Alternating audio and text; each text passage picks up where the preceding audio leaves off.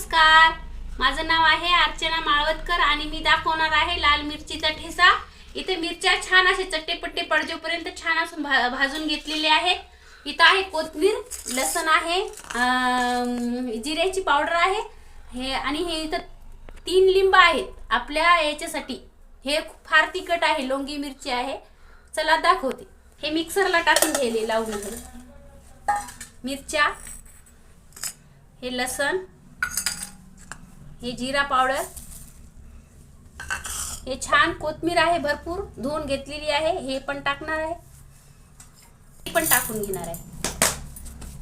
सगळे मी पिळून घेणार आहे याच्यामध्ये। त्याच्या बिया काढून घेतलेल्या आहेत, हे सर्व पिळून घेणार आहे। 3 लिंब, हे नाही